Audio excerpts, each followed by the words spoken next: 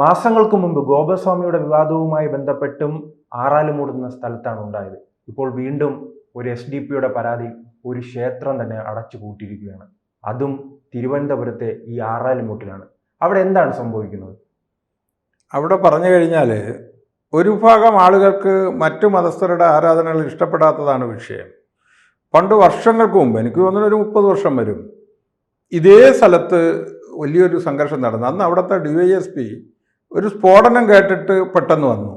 വണ്ടിയിലെത്തിയ ഉടൻ തന്നെ രാജശേഖരൻ നായരായതുകൊണ്ട് അദ്ദേഹത്തെ അങ്ങ് വെട്ടി. വലിയ പ്രഭാതമായിരുന്നു. എന്നിട്ട് അവിടെ വലിയ തീവയ്പ്പും പ്രശ്നങ്ങളും ഒക്കെ ആയി.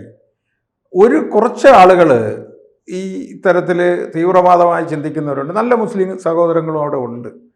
പക്ഷേ ഈ ഗോപസ്വാമിയുടെ അവിടുത്തെ വിഷയം എന്ന് പറയുന്നത് ഇതുപോലെയാണ്. അദ്ദേഹം രാവിലെ ഈ അമ്പലമാകുമ്പോൾ കീർത്തനം ഇടുമല്ലോ, അത് കേൾക്കാനുള്ള വൈമനസ്യമായിരുന്നു അദ്ദേഹത്തിനെ ഇങ്ങനെ വേട്ടയാടിക്കൊണ്ടിരുന്നു. അവിടെ ഒരു നാഗരുടെ പ്രതിഷ്ഠ ദേവപ്രശ്നത്തിൽ പറഞ്ഞ് അത് വയ്ക്കാൻ പോയപ്പോൾ വലിയ പ്രശ്നമുണ്ടാക്കി. ആളുകൾ വന്ന് തടയും, ഇയാൾ ഒറ്റപ്പെടുത്തി. പല ആളുകളൊക്കെ വിട്ടുപോകും. ഇയാൾ ഈ സ്വാമി ഒറ്റക്കെട്ടായിട്ട് അവിടെ നിന്ന് അവസാനം അദ്ദേഹത്തിനെ മരണസമയത്തും ഒക്കെ അയാളെ വേട്ടാടിയത് കണ്ടിരിക്കുമല്ലോ.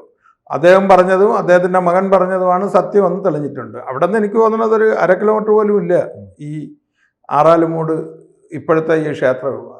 അല്ല, അന്നും SDP-ക്കെതിരെയാണ് ആരോപണം ഉയർന്നിരുന്നത്, ചില വിഭാഗത്തിനെതിരെയാണ്. അതേ സംഭവം തന്നെയല്ലേ ഇവിടെ ആവർത്തിക്കുന്നത്? അതെ, അതേ സംഭവമാണ്. സർക്കാരിൻ്റെ നിരുത്തരവാദമായ പ്രവർത്തനമാണിത്. ഇപ്പോൾ എനിക്ക് ഓർമ്മയുള്ളത് ഒരു 10-40 വർഷം കൊണ്ട് ഈ ക്ഷേത്രത്തിൽ ഞാനവിടെ സംഘത്തിൻ്റെ ചുമലൊക്കെ ഉണ്ടായിരുന്ന സമയത്ത് അവിടെ സജീവമായിട്ട് പോകണതാണ്. എനിക്ക് അവിടത്തെ കുറിച്ച് അറിയാം. അപ്പോൾ എന്തെങ്കിലും ഉണ്ടെങ്കിൽ അവർക്കൊരു നോട്ടീസ് കൊടുക്കണ്ടേ, അല്ലെങ്കിൽ നടപടി, കോടതി, ഒരുപാട് വഴികളുണ്ട്.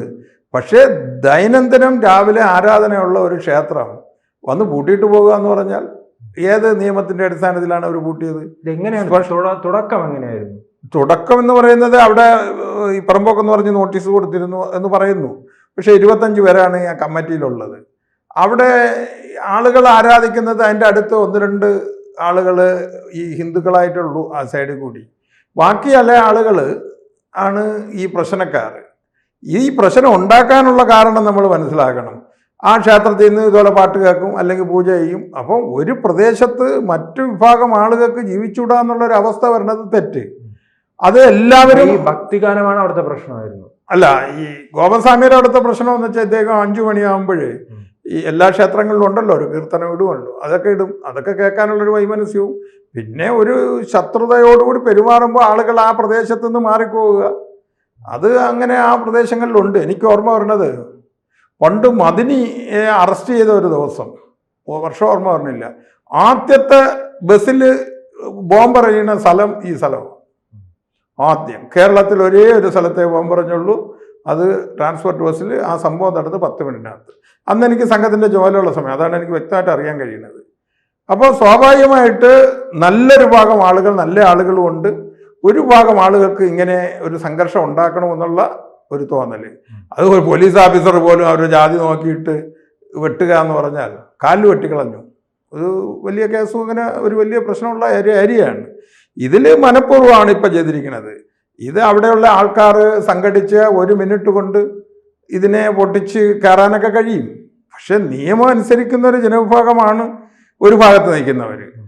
ഇന്ന് തന്നെ അത് അങ്ങനെയുള്ള സംഘടനകളെല്ലാവരുമായിട്ട് ഈ പൂട്ടിയ മുനിസിപ്പാലിറ്റിയിലോട്ട് മാർച്ച് ചെയ്തിട്ടുണ്ട്.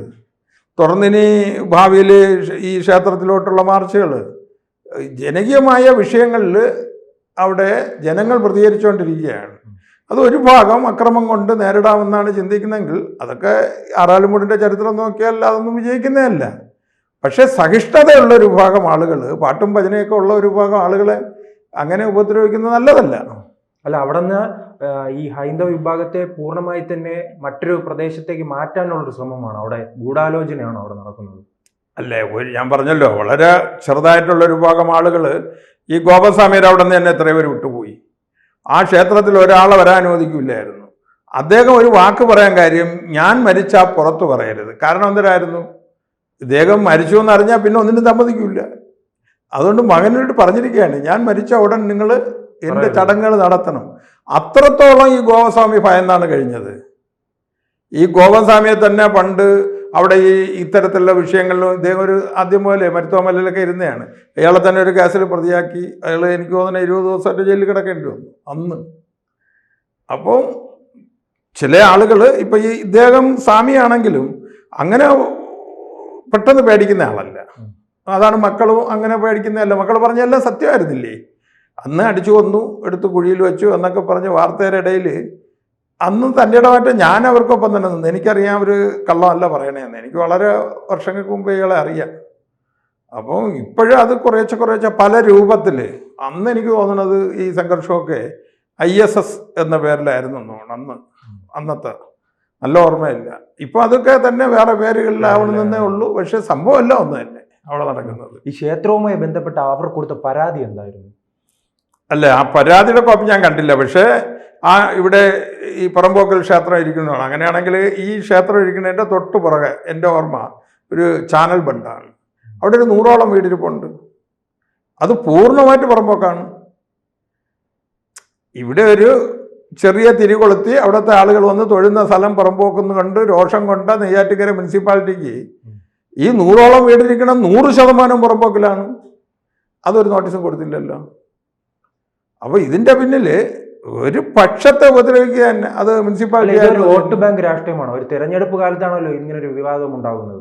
അല്ല, ഒരു ഭാഗത്തിൻ്റെ ഇപ്പം തന്നെ സ്ഥാനാർത്ഥി നിർണ്ണയമൊക്കെ വന്നപ്പോൾ ഏതൊരു സ്ഥലം ഞാൻ ഇപ്പോൾ വന്നപ്പോൾ ചാനലിൽ തന്നെ കണ്ട് ഒരു LDFൻ്റെ സ്ഥാനാർത്ഥി ആയിരിക്കുന്നത് PDPയുടെ പ്രസിഡൻ്റാണെന്നാണ്. അപ്പോൾ തെരഞ്ഞെടുപ്പും എല്ലാം ബന്ധപ്പെട്ട് തന്നെ. അല്ലെങ്കിൽ ഇത്തരത്തിൽ അവിടെ പുറമ്പോക്കൊക്കെ ഇരിക്കുന്ന എത്ര പള്ളികളുണ്ട്, അതൊക്കെ ഒന്ന് പൂട്ടുമോ മുനിസിപ്പാലിറ്റി? ചെറിയതാവട്ടെ, വളരെ ചെറുത് പൂട്ടില്ല.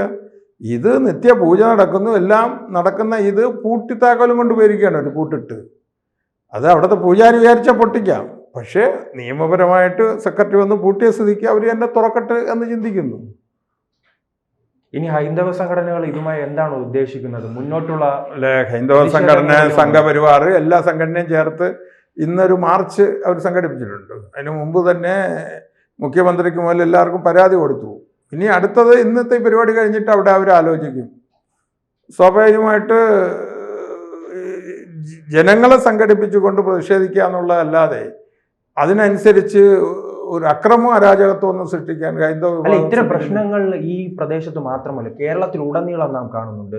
ഈ കാസർഗോഡ് പരിശോധിച്ചാൽ അവിടെ ഒരു സർക്കാർ പരിപാടി, അവിടുത്തെ ഇത്ര SDPR-കാർ തടയുന്നു, ഇങ്ങ് തെക്ക് ഈ സംഭവങ്ങൾ ഉണ്ടാകുന്നു. കേരളത്തിൽ ഈ മാറ്റം പ്രകടമാണല്ലോ. അല്ലേ? അതെ, വോട്ട് സംഘടിതമായിട്ട് വോട്ടുള്ള വിഭാഗം ആളുകളെ പ്രീണിപ്പിക്കുക എന്നുള്ളത്. പണ്ട് എനിക്ക് ഓർമ്മയുണ്ടല്ലോ, നമ്മൾ അന്ന് ആഭ്യന്തര വകുപ്പ് മന്ത്രിയാണെന്നാണ് കോടിയേരി ബാലകൃഷ്ണൻ. ശംഖുമുഖത്ത് പരിപാടിക്ക് ഈ മദിനി വരണത് നോക്കി ഈ മന്ത്രിമാരെല്ലാം കടപ്പുറത്തിരുന്നു. അത് വോട്ടാണ് ഇവരുടെയൊക്കെ കണ്ണ്. ഓരോ ആളുകളെ വകവരുത്തയില്ലേ? അതായത് ഇപ്പോൾ കാസർഗോഡ് തന്നെ ഒരു അധ്യാപകൻ ജയിലിൽ പോയ ഒരു സംഭവം ഇപ്പോൾ ഉണ്ടല്ലോ. അതിപ്പോൾ IG ശ്രീജിത്ത് പറഞ്ഞ എന്താണ്, അന്വേഷിച്ച DSP എന്താണ് പറഞ്ഞത്? പക്ഷെ അയാൾ 40 വർഷത്തേക്ക് ജയിലിലായി പോയില്ലേ? ചില ആളുകളെ ആക്രമിക്കുക, ചില ആളുകളെ ഇത്തരത്തിലുള്ളതിൽ കുരുക്കുക, അങ്ങനെ ഒരു വിഭാഗം ആളുകൾ സംഘടിതമായിട്ട് വരുന്നുണ്ട്. അവർക്ക് ഈ 5 വർഷത്തിൽ ഒരിക്കൽ ഓമന പേരും കിട്ടും. ഇലക്ഷൻ വരെയല്ലേ, അസംബ്ലി വരും, പാർലമെൻറ്റ് വരും, ഈ ത്രിതല പഞ്ചായത്ത് വരും. അപ്പോൾ അവർ സംഘടിത വോട്ടാകുമ്പോൾ രാഷ്ട്രീയക്കാരൻ അതനുസരിച്ച് കുനിഞ്ഞങ്ങോട്ടും ഇങ്ങോട്ടും നിൽക്കും. നാട് ഇതുപോലെ കുട്ടിച്ചോറാവും. ഇതാണ് ഇന്നത്തെ അവസ്ഥ. കൂടുതൽ വാർത്തകളും വിശേഷങ്ങളും നിങ്ങളിലേക്ക് എത്താൻ ABC മലയാളം സബ്സ്ക്രൈബ് ചെയ്യുക, ബെൽ ബട്ടണും അമർത്തുക.